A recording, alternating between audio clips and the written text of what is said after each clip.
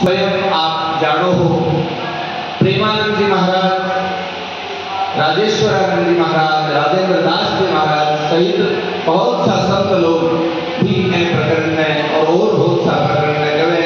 तो भी मैं एक संत बहुत सुंदर बात बता रहा है, से पहले प्रसंग की ग्रंथ में और कोई दियो है, तो आप सब भी श्रद्धा से सुनो कि आध्यात्मिक जगत की सेठ थी कितनी बड़ी विभूति थे, उसका एक छोटा सा परिचय।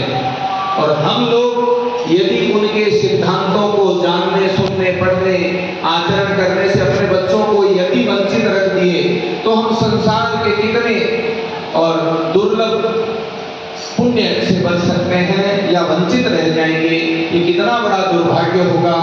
तो हम सब सौभाग्यशाली हैं, उस सौभाग्य का अनुभव अपने बच्चों को करवाना है।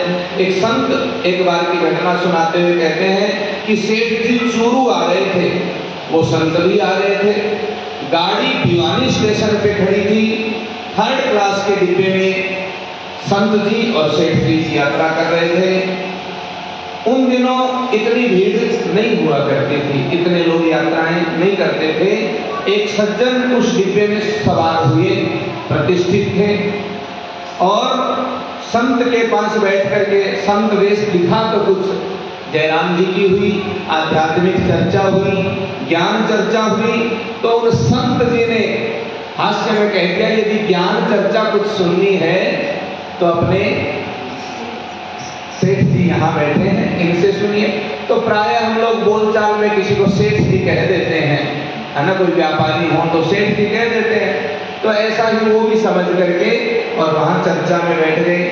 कुछ देर उनकी चर्चा सुनने के बाद और बोले साधारण सेठ जी तो नहीं है, बोले ये हैं कौन?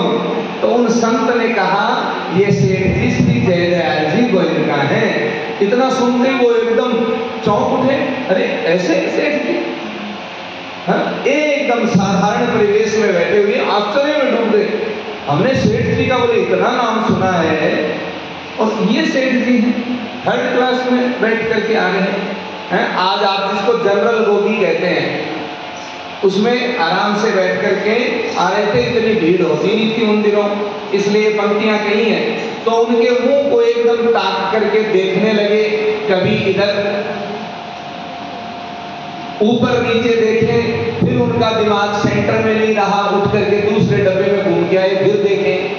ऐसे उन्होंने कई राउंड लगाए, इधर से देखे, उधर से देखे, थोड़ी देर बाद आके फिर देखे।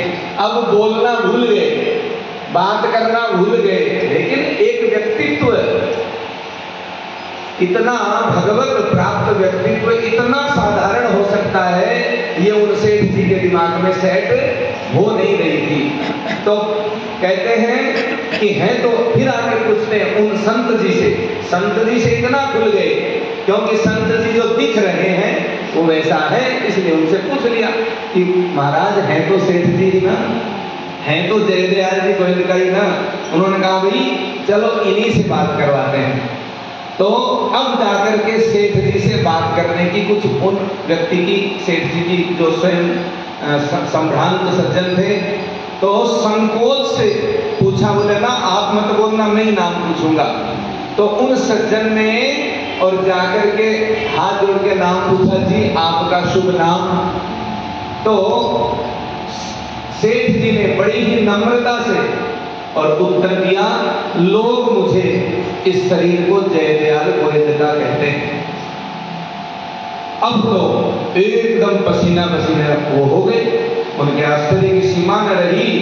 और फिर उन्होंने इस मर्म स्पर्शी लेख को और कल्याण में अपनी भावनाएं बताई।